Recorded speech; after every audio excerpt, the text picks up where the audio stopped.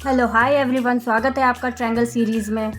आज हमारी triangle series की 4th क्लास है। इससे पहले हमारी 3 क्लास हो चुकी है। चलिए इसका मैं एक क्विक रिव्यू देती हूँ।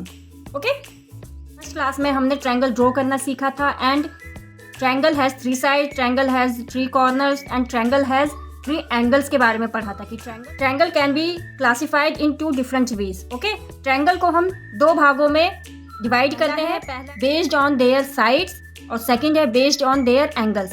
सेकंड क्लास में हमने बेस्ड ऑन देयर साइड्स के बारे में पढ़ा था। ओके, तो ट्रायंगल के 3 साइड्स के बारे में हमने पढ़ा था, equilateral, scalene and isosceles. Okay, third class में हमने triangle based on their angles के बारे में पढ़ा था।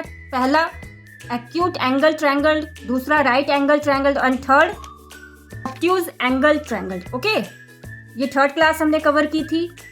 ओके, और आज हमारी 4th क्लास है और 4th क्लास में हम जानेंगे एरिया और पैरामीटर ऑफ द ट्रायंगल के बारे में। Okay, now start. 3 कोनों के राजा पर हमारी ये 4थी क्लास है। ओके, तो पैरामीटर ऑफ ट्रायंगल, पैरामीटर आपको पता है किसे कहते हैं? क्षेत्रफल को कहते हैं। जो बाउंड्री होती है उसे कहते हैं। तो ट्रायंगल में पैरामीटर क्या होता है मैं आपको बताती हूँ। ये ट्रायंगल है, तो ये जो 3 साइड्स होते हैं ना आपके, ये 3 साइड्स ही पैरामीटर होते हैं। ओके, इसी को हम पैरामीटर कहते हैं। पैरामीटर ऑफ ट्रायंगल का फॉर्मूला क्या होता है? वो ये होता है, 3 साइड्स को हमें प्लस करना होता है। ठीक है, स्केलन में स्केलन और आइसोसेलेस, इस 2 ट्रायंगल में थोड़ा डिफरेंस है। इसके तीनों साइड्स को ऐड किया जाता है बिकॉज स्केलन में तीनों साइड्स इक्वल नहीं होती हैं, इसीलिए स्केलन में कोई 2 सेंटीमीटर होगा, कोई 3 सेंटीमीटर, कोई 5 सेंटीमीटर। तो इन तीनों को हम ऐड करेंगे तो पैरामीटर निकलेगा, अगर वो ट्रायंगल स्केलन का है। और अगर आइसोसेलेस है तो 2 साइड्स इक्वल होंगी। ठीक है, तो 2 साइड्स हो जाएंगी 5 सेंटीमीटर और सेकंड अगर हो जाती है 7 सेंटीमीटर। तो इन तीनों को भी हमें ऐड करना होगा तो पैरामीटर निकलेगा आइसोसेलेस ट्रायंगल का। अगर आपका ट्रायंगल इक्विलैटरल है तो आप 3 इंटू साइड कर दोगे। ठीक है, ये शॉर्ट फॉर्म है। चाहो तो इसके भी तीनों साइड्स को ऐड कर दो तो आपका पैरामीटर आ जाएगा, बट आप मल्टीप्लाई कर सकते हो क्योंकि इक्विलैटरल ट्रायंगल में तीनों साइड्स इक्वल होती हैं। अगर एक साइड 5 सेंटीमीटर है तो अदर साइड भी 5 ही होगी। ठीक है, तीनों साइड्स में 5 होगा, इसीलिए इक्विलैटरल ट्रायंगल में आप थोड़ा मल्टीप्लाई का इस्तेमाल करेंगे तो आपका क्वेश्चन जल्दी सॉल्व होगा। ये है उसका formula.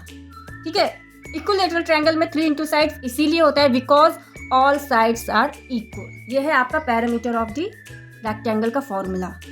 Formula of scalene isosceles का है side 1 plus side 2 plus side, तीनों साइड्स को आपको प्लस करना होता है। देख लो ये साइन भी प्लस का है।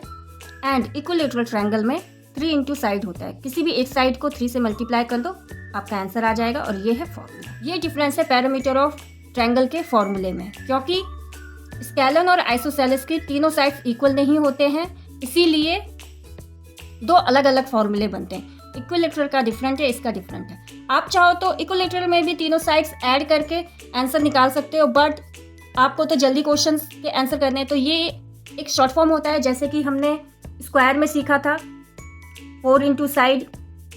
ओके, कि चारों साइड्स को 4 से मल्टीप्लाई कर दो, आपको पैरामीटर मिल जाएगा एज इट इज।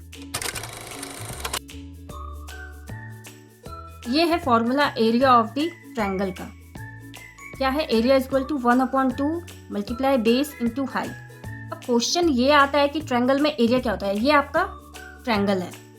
ओके, इसका एरिया अंदर का भाग होता है। देख लो मैंने शेड कर रखा है, और ये एरिया है, जैसे हमने रेक्टेंगल और स्क्वायर में पढ़ा था एज इट इज।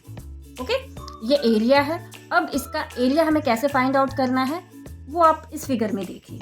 ये मैंने ट्रायंगल बनाया है, इसको मैंने बीच में परपेंडिकुलर खींच दिया। इसकी हाइट ये है बेस, ये हाइट, और आपका एरिया का फॉर्मूला बना 1/2 into base into height. Area of the triangle का फॉर्मूला याद करने का तरीका क्या है और ये फॉर्मूला बना कैसे, चलिए इसके बारे में मैं बताती हूँ बहुत ही अच्छे तरीके से। ये आपका रेक्टेंगल है। ओके, हमने एक रेक्टेंगल ड्रॉ किया। ठीक है, बीच में हमने एक लाइन ड्रॉ किया है, इसे हम डायगोनल कहते हैं। ओके, इसे हम डायगोनल कहते हैं। अब आप देख रहे हैं ये डायगोनल ड्रॉ करने पर हमें 2 ट्रायंगल्स मिल गए हैं। मैं आपको दिखाती हूँ किस तरीके से।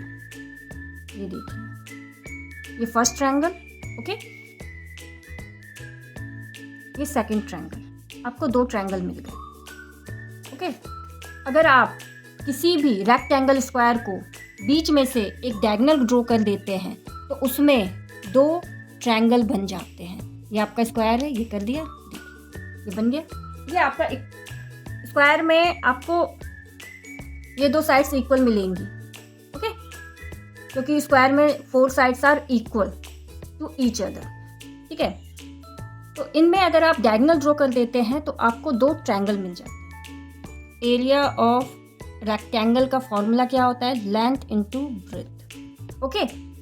ये होता है एरिया का formula, area of the rectangle का फॉर्मूला, लेंथ इनटू ब्रेथ। इस वजह से, क्योंकि रेक्टेंगल का हाफ ट्रायंगल होता है, इसके हाफ से मल्टीप्लाई कर देते हैं, तो ये आपका फॉर्मूला बन जाता है ट्रायंगल का। याद रखने का तरीका बिल्कुल ही इजी है।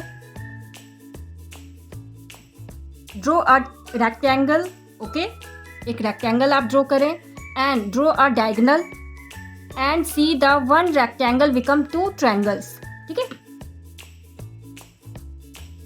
2 ट्रायंगल्स। रेक्टेंगल का एरिया होता है लेंथ इंटू ब्रेथ, क्योंकि ट्रायंगल उसका आधा है, इसीलिए उसका फॉर्मूला बनता है 1/2 इंटू बेस इंटू हाइट। ये पूरा बेस है और ये हाइट, इस दोनों को मल्टीप्लाई करेंगे हाफ से, क्योंकि ये हाफ जो है रेक्टेंगल का आधा है, फुल रेक्टेंगल नहीं है। रेक्टेंगल जो होता है कंप्लीट फिगर है, बट अगर उसमें आप डायगोनल ड्रॉ कर देते हैं तो उसमें 2 ट्रायंगल बन जाते हैं, इसीलिए half into base into height होता है। देखिए इस तरह, ये ट्रायंगल है, ये ऐसे कर दिया, ये बन गया, 2 ट्रायंगल्स हो गए, समझे आप। तो ये मैंने हाफ बनाया, इसीलिए बेस हाइट, ये हाफ ऑफ द रेक्टेंगल होता है, इसीलिए ये फॉर्मूला बना। आप तरीका याद रखोगे कि ट्रायंगल जो होता है रेक्टेंगल का हाफ होता है, इसीलिए उसका फॉर्मूला बनता है 1/2 base into height. I hope आपको एरिया का फॉर्मूला समझ में आ गया होगा।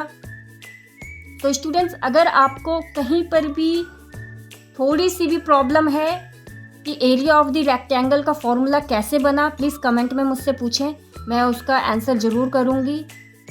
एंड नेक्स्ट क्लास में हम इसके कुछ क्वेश्चन सॉल्व करेंगे। सो स्टूडेंट्स, तब तक के लिए मेरे चैनल को सब्सक्राइब कर लें and keep learning, keep watching, bye bye, take.